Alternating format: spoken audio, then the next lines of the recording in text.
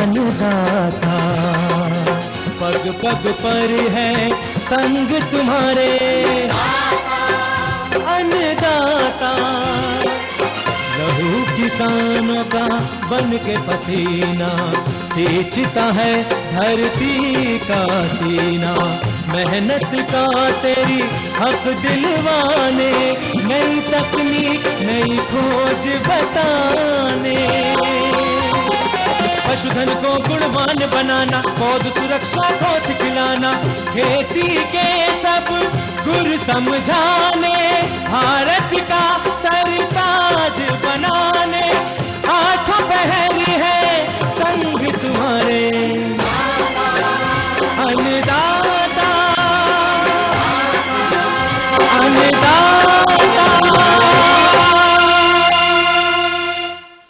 नमस्कार, मैं शालिनी आप सभी दर्शकों का अन्नदाता कार्यक्रम में स्वागत करती हूं। हर रोज की तरह कार्यक्रम में हम आज भी लेकर के आए हैं खेती बाड़ी से जुड़ी हुई बहुत सी लाभकारी जानकारियां। तो चलिए सबसे पहले देखते हैं क्या है विशेष आपके लिए आज के कार्यक्रम में। सफल डेयरी व्यवसाय पर एक महिला के संघर्ष की कहानी। नींबू के बागान में इस समय किए जाने वाले प्रबंधन कार्य। शिमला मिर्च की अधिक उपज वाली प्रजातियां और नर्सरी तैयारी।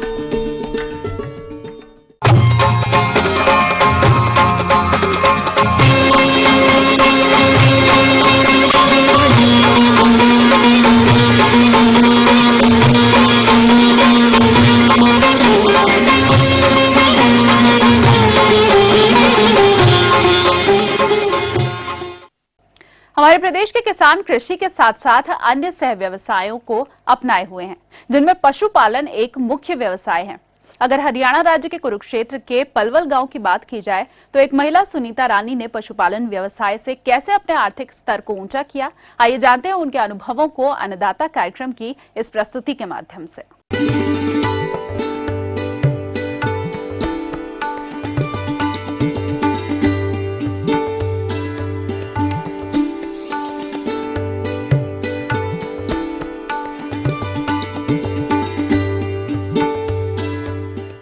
किसान भाइयों, आज हम आपको ले चलते हैं हरियाणा राज्य के जिला कुरुक्षेत्र में।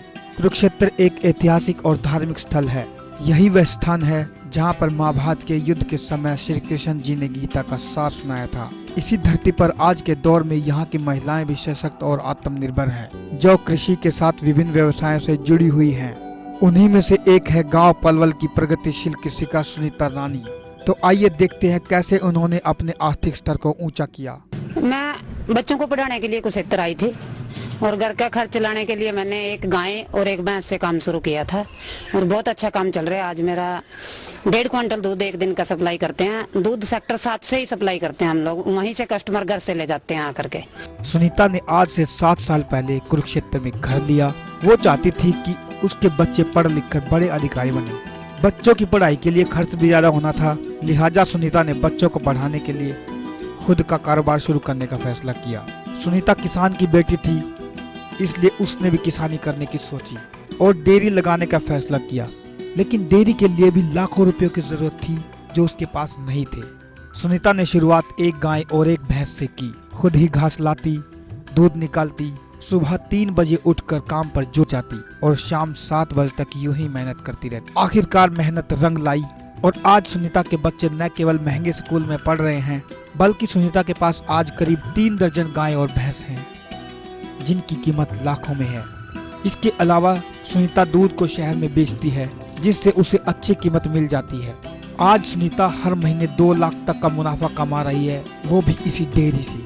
अब वो जमीन लेकर खेती करने लगी है। शुरू में परिवार वालों ने उसका विरोध किया, लेकिन अब सभी उसकी तारीफ करते हैं। वहीं बेटे भी अपनी माँ की मेहनत और हौसले को सलाम करते हैं। हमारी माता जी ने बहुत मेहनत किया। हम बहुत छोटे छोटे थे तब हम गांव से शहर आए थे और मेरी माता जी ने बहुत स्ट्रगल किया है। आज हमें कामयाब की सीढ़ी दिखाई है। मेरे ख्याल से औरतें बहुत कुछ कर सकते हैं। समाज में नारी को आगे आने की बहुत जरूरत है। एग्जाम्पल इसकी मेरी माता जी हैं। सुनीता की मां ने तो पशुपालन के कारण ही आज वो अपने बच्चों के लिए देखे सपने पूरे कर पा रही है। सुनीता ज्यादा पढ़ी लिखी नहीं है, पशुपालन के काम के लिए उसने बैंकों से कर्ज लिया, भैंसें खरीदी और मेहनत करने लगी। बैंक के कर्ज के साथ पशुओं का बीमा भी करवाती थी ताकि पशुओं को कुछ हो जाए तो बीमा से क्लेम मिल जाए। सुनीता आज पशुपालन व्यवसाय से पुरुषों को कड़ी टक्कर दे रही है। उसका कहना है कि पशुपालन से आप अच्छा मुनाफा कमा सकते हैं। जो भी काम है, तोड़ी का, खड़ चोकर का, भैंसों का जो भी काम है, लेबर से काम करवाना।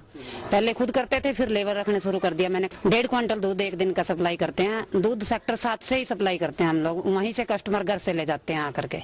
और 2 लाख से ऊपर की इनकम एक महीने में आ जाती है। बहुत अच्छा काम चल रहा है, बहुत बढ़िया है। इसमें मैंने तरक्की की। मायके वालों का, ससुराल वालों का पूरा सहयोग मेरे को मिल रहा है। किसान भाइयों, अभी आपने सुनीता रानी के अनुभवों को सुना। आइए अब जानते हैं उनकी आय और व्यय के बारे में। आज इनको इस डेयरी व्यवसाय से एक दिन में 150 लीटर दूध मिलता है। घर से ही 50 रुपए प्रति लीटर के हिसाब से दूध बेचती है। इससे उनकी प्रतिदिन की आय 7,500 रुपए है। अगर उनकी माने तो एक महीने में उन्हें 2,25,000 रुपए प्राप्त होते हैं। इसमें उनको हरा चारा, सूखा चारा, खलीज, चोकर एवं मजदूरों पर प्रति माह 1,60,000 रुपए खर्च करना होता है। इसके हिसाब से उन्हें 60,000 रुपए प्रति माह शुद्ध लाभ प्राप्त हुआ।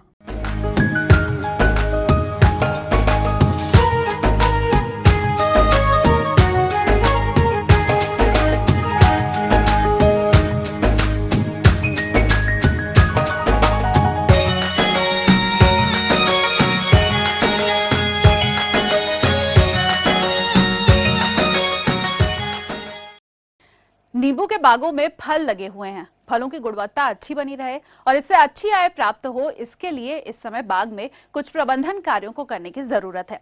तो आइए इस विषय पर जानकारी लेते हैं एक फलोद्यान के वैज्ञानिक डॉक्टर पीएन कटियार से। किसान भाइयों, आप जानते हैं कि विटामिन सी हर व्यक्ति के लिए बहुत ही आवश्यक तत्व है और नींबू प्रजाति के फल, विशेष रूप से कागजी नींबू, विटामिन सी का उत्तम स्रोत माना जाता है। और इसके क्योंकि बहुत सारे उपयोग हैं, जब घर में हमारे शरबत बनता है तो कहते भाई इसमें नींबू का छोड़ दीजिए ताकि शिकंजी बन जाए और अतिथियों का एक अच्छा स्वागत है। इसके फल, नींबू प्रजाति में फल आने की 2 बहार है। विशेष रूप से यहाँ उत्तर भारत में एक फरवरी और मार्च, दूसरी जुलाई और अगस्त है। किसान भाइयों, एक फ्लस के जो फल आप देख रहे हैं, जो फल लगे हुए हैं, ये फरवरी मार्च की फ्लस है और दूसरी फ्लस छोटे छोटे फल लगे हुए हैं, कुछ फूल भी दिखाई दे रहे हैं। ये दूसरी फ्लस का समय है, फल सेट होते जा रहे हैं। इस समय ज़रूरी है बरसात के मौसम में कि हम नींबू की बाग की समुचित देखरेख करते रहें। समुचित देखरेख के लिए पहली आवश्यकता है कि बरसात में वर्षा जब होती है तो विभिन्न प्रकार के खरपतवार हर सप्ताह और 10 दिन पे उगते रहते हैं, जिसके लिए जब भी 4 दिन 5 दिन का मौका हमें मिल जाता है, खेत सूख जाता है, हम उसकी हल्की जुताई कर देते हैं, पौधों के चारों तरफ के थालों की सफाई कर देते हैं, इससे खेत हमारा मुक्त रहे। खरपतवार भारी मात्रा में हमारे ज़मीन में उपलब्ध पोषक तत्वों का ह्रास करते हैं, इसलिए हम खाद और खरपतवारों को नष्ट करने के उपरांत समुचित मात्रा में खाद और उर्वरक की मात्रा का प्रयोग करते रहते। नींबू का अगर पौधा जवान माना जाता है, यदि 6 साल का पौधा है तो 150 ग्राम नाइट्रोजन, 75 ग्राम फास्फोरस और 75 ग्राम म्यूरेट ऑफ पोटाश की ज़रूरत पड़ती है। जब भी मौसम साफ़ हो, हम इतनी ही मात्रा को 10 किलो सड़ी गोबर की खाद के साथ मिला करके और जो पौधे के चारों तरफ का क्षेत्रफल है उसमें हम इसका प्रयोग करके हल्की सी गुड़ाई कर देते हैं, ताकि जो बढ़ने वाले फल हैं, जो आने वाले फल हैं, उनके लिए पोषक तत्वों की कमी न रहे। किसान भाइयों, दूसरी आवश्यकता जो है वो इस समय नींबू प्रजाति के पौधों के लिए है कि नींबू में जो फल आ रहे हैं उनमें एक बड़ी प्रमुख एक तरह से बीमारी कहिए जो है सिट्रस कैंकर, जिसमें फलों के ऊपर हल्के भूरे रंग के लाल रंग लिए हुए धब्बे पड़ जाते हैं। ये एक बैक्टीरियल डिजीज़ है जिसको हम सिट्रस कैंकर कहते हैं। ये बीमारी जब फलों पे आ जाती है तो फलों की गुणवत्ता खराब हो जाती है और बाज़ार में लोग उसको पसंद नहीं करते। हैं और उसकी कीमत कम हो जाती है। इसलिए किसान भाइयों, ज़रूरी है कम से कम बरसात में 2 छिड़काव, 1 ग्राम बेबिस्टीन प्रति लीटर पानी की दर से और 5 लीटर में 1 ग्राम स्टेप्टोसाइक्लिन जो बैक्टीरियासाइड होता है। क्योंकि ये बैक्टीरियल डिजीज़ है, इसलिए बैक्टीरियासाइड का इस्तेमाल करना बहुत ज़रूरी है। यदि 2 छिड़काव ये हम समय समय पर कर देते हैं, 1 सप्ताह 10 दिन के अंतराल पर कर देते हैं, तो जो बैक्टीरियल डिजीज़ का जो बढ़ाव है वो कम हो जाता है। फलों पे यदि ये बैक्टीरियल डिजीज़, जिसको हम कैंकर कहते हैं, सिट्रस कैंकर अगर नहीं आता तो फल उच्च कोटि के माने जाते हैं, उनमें जूस भी अच्छा होता है और फलों की गुणवत्ता भी अच्छी होती है। किसान भाइयों, तीसरी चीज़, क्योंकि नींबू के बगीचे में नींबू की अपनी आदत है, नींबू का गुण है, उसमें छोटे छोटे सूट्स, वाटर सूट जिनको हम कहते हैं, बड़ी तेज़ी से बढ़ने वाले सूट्स समय समय पर निकलते रहते हैं। ये सूट्स जो पुराने पौधे की शाखा, जो पुराना पौधा है उसकी ताकत को ह्रास करते हैं। इनमें न तो अच्छी गुणवत्ता के फल आते हैं और ना ही समय से आते हैं। इसलिए ऐसे वाटर सूट्स को, उदाहरण के लिए ये देखें सूट्स, ये सूट्स कितनी तेज़ी से बढ़ रहा है। ये सूट्स बढ़ गया, लेकिन इसमें कहीं भी आपको फूल और फल नहीं दिखाई देते हैं। ये सूट्स की पहचान यही है कि बड़ी तेज़ी से बढ़ते हैं, बड़ी तेज़ी से बढ़ते हैं और उनमें फूल और फल या तो आते हैं तो बड़ी विलंब से आते हैं, उच्च कोटि के फल नहीं होते हैं। ऐसे सूट्स की हम छटाई करते रहते हैं। ये पौधे की भारी मात्रा में ताकत का ह्रास करते हैं। इसलिए ये अगर 2-3 प्रैक्टिसेस अगर हम समय से करते रहें तो नींबू का पौधा समय से ही फ्लावरिंग करेगा, समय से ही फ्रूटिंग करेगा और अच्छे गुणवत्ता युक्त फल आपको प्राप्त होंगे।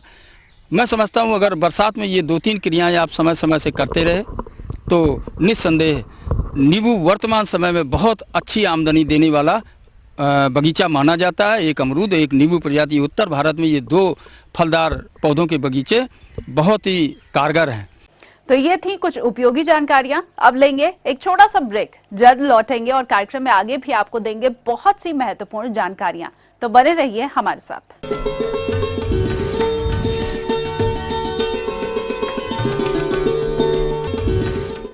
जिंदगी गुजर जाती है लेकिन फाइल आगे नहीं बढ़ती। नल प्यासे हैं, बिल आता है, बिजली नहीं, सड़क भी ढूंढनी पड़ती है। ऐसे होती है नारी की पूजा। कुछ तो सिर्फ मतलब का मसाला खोजते हैं। कब तक सहेंगे और क्यों चुप रहेंगे? रखिए हमारे साथ अपनी बात।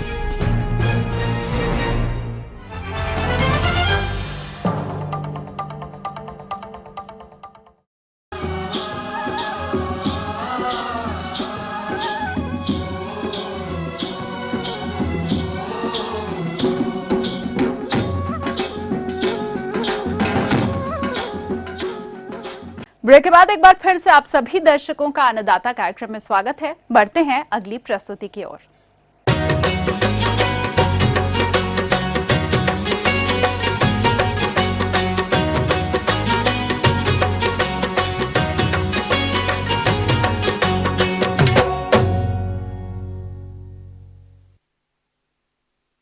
सब्जियों की महत्वपूर्ण फसल शिमला मिर्च की बात करें तो इसकी खेती हरियाणा और हिमाचल प्रदेश के सभी जिलों में की जाती है। किसान भाइयों, अगर आप भी शिमला मिर्च की खेती करना चाहते हैं तो इसकी नर्सरी तैयारी का उचित वक्त चल रहा है। नर्सरी की तैयारी के समय किन किन बातों को ध्यान में रखना चाहिए, इस विषय पर जानकारी दे रहे हैं एक कृषि वैज्ञानिक डॉक्टर धीरेन्द्र सिंह। किसान भाइयों, ये बड़ा उचित समय है कि शिमला मिर्च की पौध का नर्सरी आप डालें, क्योंकि इस समय अगर आप पौध की नर्सरी डालेंगे तो करीब 30 से 35 दिन में आपकी पौध तैयार हो जाएगी। पौधशाला डालने के लिए सबसे पहले आपको जगह का चुनाव करना है। जगह के चुनाव के करते समय ये ध्यान अवश्य रखें कि जहाँ पर भी आपको पौध डालनी है वो स्थान ऊंचा होना चाहिए और आपके घर के आसपास होना चाहिए। ऊंचा स्थान इसलिए होना चाहिए क्योंकि वहाँ पर जो जल का जमाव है वो नहीं होना चाहिए। अगर जल का जमाव होता है तो उस दिशा में या उस कंडीशन में जो बीमारी लगने की संभावना है वो अधिक हो जाती है। तो जब भी आप अपने पौधशाला के लिए ज़मीन तैयार करते हैं तो ये ध्यान रखें कि उस ज़मीन का उपचारण होना चाहिए। ज़मीन के उपचारण के लिए 2 तरीके हैं। पहला तरीका ये है कि आप सूरज की गर्मी से उसका सौरीकरण कर सकते हैं। ये एक आसान विधि है लेकिन लंबा समय लेती है। सौरीकरण के लिए आपको मई माह में अपनी ज़मीन को गहरा खोद के उसमें पानी डाल देना है और उसके बाद एक ट्रांसपेरेंट पॉलीथीन जिसके आर पार देखा जा सकता है, उस पॉलीथीन को लेके करीब 100 से 150 माइक्रोन की होनी चाहिए वो पन्नी, और उस पन्नी से आप अपनी ज़मीन को ढक दें जहाँ पे आपको पौधशाला डालनी है। ढकने के बाद इसको छोड़ दें करीब 48 से 50 दिन के लिए। सूरज की गर्मी की वजह से अंदर जो पानी है वो भाप बनेगा और भाप की गर्मी से जो भी ज़मीन के अंदर जीवाणु कीटाणु हैं वो मर जाएंगे। अगर आप इस तरह से भूमि का उपचारण करते हैं तो आपकी भूमि जो है 50 दिन में पूरी तरह से रोग मुक्त और जीवाणु मुक्त हो जाएगी। इसके बाद दूसरा तरीका जो वो है कि थोड़ा कम समय लगता है लेकिन ये थोड़ा सा खर्चीला है और इसमें एक रसायन की ज़रूरत होती है जिसको फॉर्मेलिन कहा जाता है। बाज़ार में आसानी से उपलब्ध होता है, इसको आप लोग ले लें। जब आपको पौधशाला डालनी है उसके 1 हफ्ते पहले आप अपनी भूमि की जुताई करके उसके अंदर ये घोल जो फॉर्मेलिन का है वो डाल दें और उसके बाद इसमें वही पॉलीथीन जो आपने सौरीकरण में यूज़ की है या कर सकते हैं, यानी कि जिसको पारदर्शी पॉलीथीन कहते हैं, जिसको आर पार देखा जा सकता है, उसके द्वारा इसको ढक दें और ढकने के बाद इसको आप 72 घंटे के लिए छोड़ दें। इस रसायन में एक विषैली गैस बनती है, उस विषैली गैस के द्वारा जितने भी भूमि के अंदर जीवाणु कीटाणु हैं वो मारे जाते हैं। और इसमें ये ध्यान रखना है कि जब 72 घंटे बाद इस पॉलीथीन को आप हटाते हैं तो तुरंत ही इसमें बुआई नहीं करनी है। इसको करीब 2-3 दिन के लिए आप छोड़ दीजिए जिससे कि अतिरिक्त जो जहरीली गैस है वो निकल जाए। बुआई करने से पहले अपनी ज़मीन को करीब 15 सेंटीमीटर ऊपर उठा लें और चौड़ाई जो आपको रखनी है वो करीब 1 मीटर रखनी है या उससे कम रखनी है। लंबाई आपको अपनी आवश्यकता अनुसार रखनी है। जब आपकी बेड तैयार हो जाती है इसमें आप वर्मी कंपोस्ट या गोबर खाद का उपयोग कर सकते हैं। गोबर की खाद के उपयोग करने से पहले आप ये ध्यान जरूर रखें कि आपकी खाद जो है पूरी तरह से सड़ी हुई होनी चाहिए। सड़ी होने का मतलब ये है कि खाद में कोई बदबू नहीं होनी चाहिए और भुरभुरी होनी चाहिए। अगर आप कच्ची गोबर की खाद का उपयोग करते हैं तो इसमें कीड़े आने की संभावना बहुत अधिक होती है और उससे आपकी पौध को और बीज को नुकसान हो सकता है। तो कोशिश ये रहनी चाहिए किसान भाइयों कि आपकी जो गोबर की खाद है वो पूरी तरह से सड़ी हुई हो। और आजकल जो है वर्मी कंपोस्ट खाद जो केचुए के द्वारा बनाई हुई खाद होती है वो भी बाज़ार में उपलब्ध है, उसका भी उपयोग आप कर सकते हैं। इसके उपयोग का फ़ायदा ये है कि जहाँ पे गोबर की खाद 5 किलो लगती है वहाँ पर ये खाद 1 किलो लगती है। अच्छी तरह से तैयार बेड में आप खाद को मिला दें और इसके अलावा अगर रासायनिक खादों का उपयोग करना चाहें तो आप कर सकते हैं। और अगर आप जैविक खेती कर रहे हैं तो ट्राइकोडर्मा या सूडोमोनास नामक की जो बायो फर्टिलाइज़र है और इसका उपयोग भी आप कर सकते हैं। बाज़ार में भी उपलब्ध है और हमारे विश्वविद्यालय में भी इसका उत्पादन होता है और ये थोड़े से कीमत पे उपलब्ध है। किसान भाई आराम से इसको खरीद सकते हैं। जब खेत आपका या जिसे कहते हैं बेड, पौधशाला की बेड वो तैयार हो जाती है, मैं यहाँ पे ये कहना चाहूँगा कि कुछ किस्में जैसे कि भारत है, इंदिरा है, ये किस्में जो हैं वो शिमला मिर्च की किस्में हैं और इनकी जो उत्पादन क्षमता है काफ़ी अच्छी है और हमने भी प्रयोगों द्वारा देखा है कि ये किस्में जो है काफ़ी अच्छी उत्पादन क्षमता रखती हैं और इनका फल जो है काफ़ी अच्छा होता है और इसकी बिक्री भी आसानी से हो जाती है। इनमें से किसी एक किस्म को लेके आप जो है बीज को उपचारित कर लें। बीज के उपचारण का तरीका बड़ा आसान है। बाज़ार में उपलब्ध रसायन बेवेस्टीन या थीरम या कैप्टान ले लें और 3 से 4 ग्राम प्रति किलो बीज के हिसाब से इसका उपचारण करें। उपचारण करने में ये ध्यान रखें कि मिट्टी का बर्तन का प्रयोग करें, क्योंकि जो विभिन्न प्रकार के स्टील या लोहे के बर्तन होते हैं उसमें इन रसायनों से रिएक्शन होता है और उसकी वजह से बीज के जमाव प्रतिशत में कमी आती है। पाउडर बहुत सूखा है तो थोड़ा सा पानी डाल के उसको घोल बना सकते हैं या हल्का सा पेस्ट बना सकते हैं जिससे कि रसायन अच्छी तरह से बीज पर पूरी तरह से चिपक जाए। और इसका जो फ़ायदा होता है वो ये होता है कि अगर कोई रसायन जो कि जीवाणु कीटाणु को मारता है वो जितने भी आपके बीज के ऊपर सतह पे जो भी जीवाणु होते हैं उनको ये मार देता है। इससे जो बीमारी आने की संभावना होती है वो काफ़ी कम हो जाती है। तो आप ये ध्यान रखें कि इसको कतार में बोना है, क्योंकि नर्सरी में या पौधशाला में अक्सर ये देखा जाता है कि किसान भाई बीजों को छिड़क के बोते हैं। बीजों को छिड़क के बोने का नुकसान ये होता है कि कहीं पे बीज ज़्यादा गिरता है और कहीं पे बीज कम गिरता है। तो जहाँ पे ज़्यादा बीज गिरता है वहाँ पे जो पौध है वो थोड़ी लंबी होती है और जब उसको हम रोपण के लिए उखाड़ते हैं तो वो टूट जाती है। तो इस दशा में आपको अपने बीजों को कतार में बोना है। इससे क्या होगा कि बीज आपका एक बराबर मात्रा में गिरेगा और हर बीज को जो है बराबर मात्रा में ज़मीन मिलेगी, पानी मिलेगा, वायु मिलेगा और जो प्रकाश मिलेगा। तो इससे हर पौधा स्वस्थ होगा और जब रोपण के लिए आप उसको उखाड़ेंगे तो उसकी जो तना है वो टूटेगा नहीं। बीजों को बोने के लिए आप हल्के हाथ से बीज को बो सकते हैं, बहुत ज़्यादा गहराई में नहीं बोना है, आधे से 1 सेंटीमीटर ही अंदर बीज को आपको बोना है। बोने के बाद हल्के से उसमें आपको मिट्टी को से ढक देना है। मिट्टी से ढकते समय ये ध्यान रखें कि बहुत ज़्यादा ठोकना नहीं है उसको, क्योंकि उससे पपड़ी जम जाती है और पपड़ी जमने की वजह से जो बीज आपका अंकुरित होने वाला है वो नहीं हो पाता है और नीचे ही टूट जाता है, सड़ जाता है। तो अगर आपकी मिट्टी थोड़ी भारी है तो उसमें रेत या खाद को मिला सकते हैं और उसके द्वारा आप उस अपने बीज को ढक सकते हैं। ढकने बाद हल्की सिंचाई करें, क्योंकि किसी भी बीज के जमाव के लिए पानी सबसे आवश्यक अंग है। सिंचाई करने के बाद इसमें आप पलवार, जिसे मल्च कहते हैं, आप लगा सकते हैं। मल्च खरपतवार की एक सतह होती है जो आप अपने पौधशाला के ऊपर डालेंगे। इसके बाद जब आपके बीजों का जमाव शुरू हो, यानी कि बीज जब अंकुरित होना शुरू होते हैं, तो ये ध्यान रखिए कि जो पलवार आपने लगाई है उसको तुरंत हटा देना है। हटाने के बाद यदि जैसे आजकल वर्षा ऋतु का समय है तो एक पॉलीटनल का उपयोग कर सकते हैं, यानी कि बारिश से बचाव के लिए आप एक प्लास्टिक का घर बना सकते हैं। घर बनाने के लिए आप लोहे के सरियों का उपयोग कर सकते हैं या लोहे के तारों का उपयोग कर सकते हैं। इसके अलावा बांस का भी उपयोग कर सकते हैं जो कि सस्ता पड़ता है। अगर इस विधि से किसान भाइयों अगर आप अपने पौधशाला का प्रबंधन करते हैं तो आप अच्छी उपज ले सकते हैं शिमला मिर्च के द्वारा। आगे और भी है कुछ रोचक जानकारियां, पर यहाँ पर रुकेंगे। एक और कमर्शियल ब्रेक के लिए जल्द हाजिर होंगे।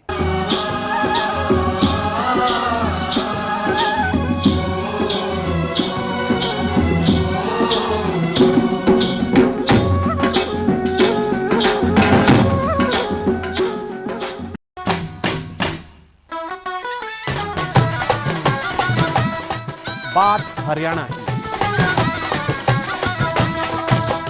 न्याणा की, स्याणा की, गांव की हो या शहर की, मंत्री की हो या संतरी की, हर छोटी बड़ी खबर देखिए आपकी अपनी बोली में।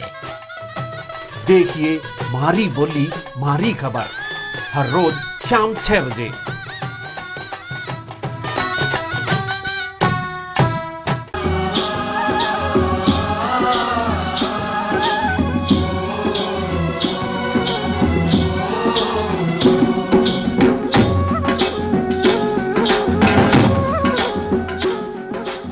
ब्रेक के बाद आप सभी दर्शकों का स्वागत है और चलिए अब रुख करते हैं अगली कड़ी की ओर। अन्नदाता हेल्पलाइन निशुल्क फोन संपर्क सेवा के माध्यम से आपके द्वारा पूछे गए प्रश्नों में से एक या फिर 2 महत्वपूर्ण प्रश्नों को हम अपने कार्यक्रम में शामिल करते हैं और इसी के तहत आज का चयनित प्रश्न और उसका जवाब इस प्रकार है। खेत की अच्छी तैयारी करना पड़ेगा, उसमें पाटा चला के उसको समतल करके और उसमें फिर आपको उचित खाद की मात्रा डालकर जब आपकी नर्सरी 20 से 25 दिन की हो जाती है तो ये लगाने के लिए खेत में उपयुक्त नर्सरी होती है। जो आपका थरा है उसको लगाने के पहले एक बार और उपचारित करना है। डाइथेनम दवा का पर लीटर के हिसाब से घोल बना लीजिए और उसमें आपको थरे को आधे घंटे डुबा के रखिए। उसके बाद आप जो लाइन बनाई है आपने 60-60 सेंटीमीटर की दूरी पे, उसमें 20-20 सेंटीमीटर की दूरी पे इस थरे को आप अच्छे से लगा दीजिए। इस प्रकार से अगर आप थरा लगाते हैं तो आपकी फसल बहुत ही अच्छी होगी। लगाने के बाद आपको ध्यान रखना है, अगर बरसात का समय है पानी नहीं गिर रहा है तो बराबर पानी, मिट्टी अगर सूख रही है तो उसमें पानी दें आप, जिससे कि नमी बनी रहे, छोटा पौधा जिससे कि जड़ आसानी से पकड़ सके। खाद प्रबंधन तो आपने शुरू में बेसिक खाद डाल दिया होगा, सुपर फास्फेट है, पोटास है और जो यूरिया है उसको आपको 3 भागों में बराबर करना है। शुरू सुबह लगाने के 20 दिन बाद उसके जब फसल आपकी 1.5 महीने की हो जाए, 1.5 महीने की, तब डालना है।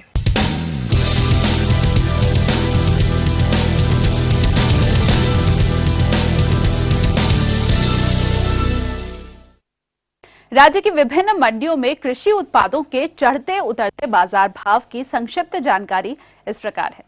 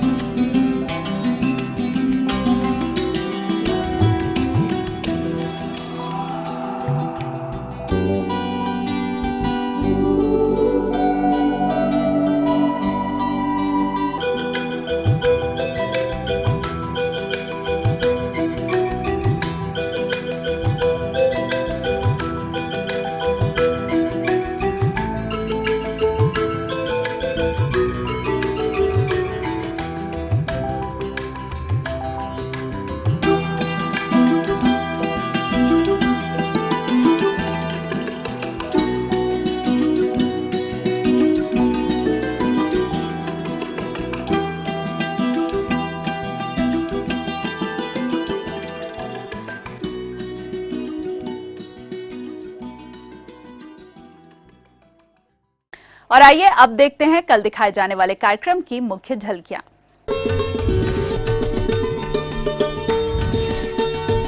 मछली पालन व्यवसाय से कैसे प्राप्त करें मछली बीज उत्पादन। हम ये उम्मीद करते हैं कि आज का कार्यक्रम आप सभी दर्शकों के लिए उपयोगी रहा होगा। किसान भाइयों, अन्नदाता आपकी सेवा के लिए संकल्परत है। कृषि संबंधित समस्या और सुझावों के लिए आप हमें इस पते पर संपर्क कर सकते हैं। प्रोड्यूसर अन्नदाता, ETV Haryana, Himachal Pradesh, Ramoji film city, Hyderabad 501512। साथ ही आप हमें ईमेल भी कर सकते हैं। हमारा ईमेल आईडी है annadaata@hp@etv.co.in।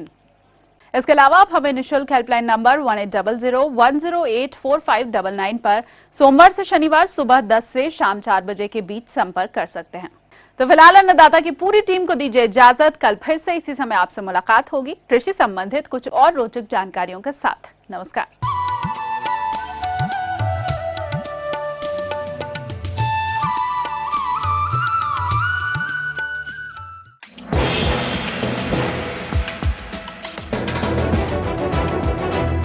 आप देख रहे हैं ईटीवी न्यूज़ हरियाणा, हिमाचल प्रदेश, खबर ही जीवन है।